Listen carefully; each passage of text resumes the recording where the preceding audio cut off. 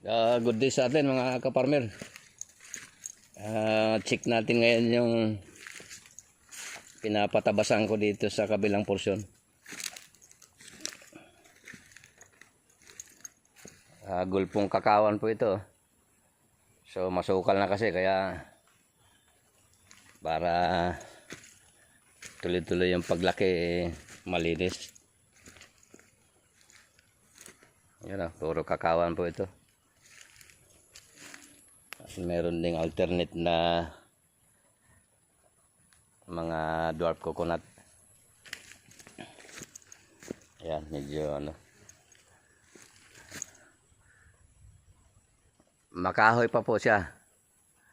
So naka-design ang kakao sa ganyan, yung merong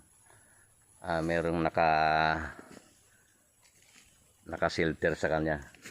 Pero hindi naman directly na malilim, kundi 50% yung araw, 50% naman yung kanlong.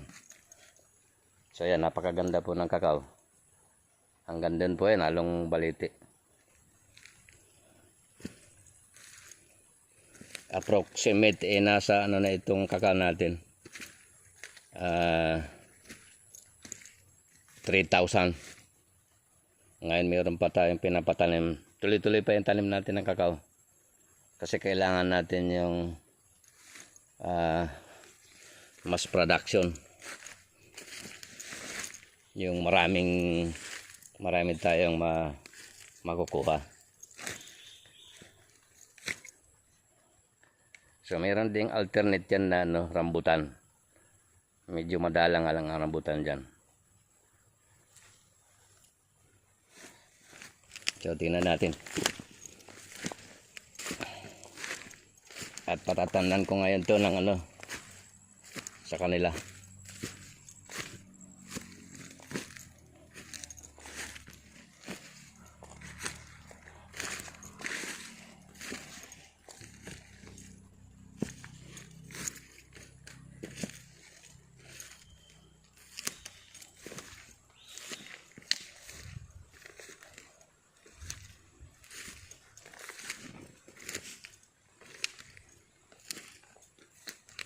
So nandito na yung mga nagtatabas natin. Pagdating dito sa taas, wala nang kakao.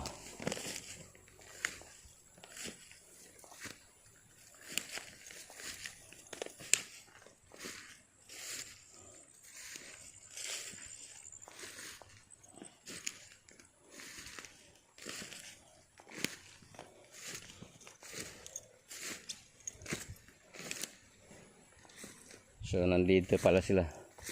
Hindi ko makita yung dalawa.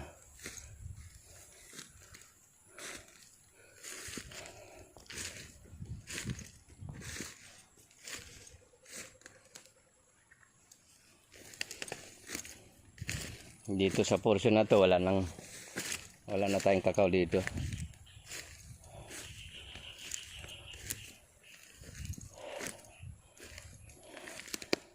Sige mga kaparmer, konting update na ito dito sa yung matinding ulanan.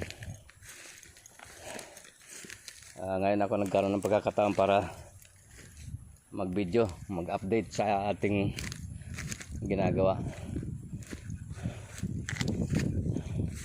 Maraming salamat po sa atin at God bless. Medyo hiningal ako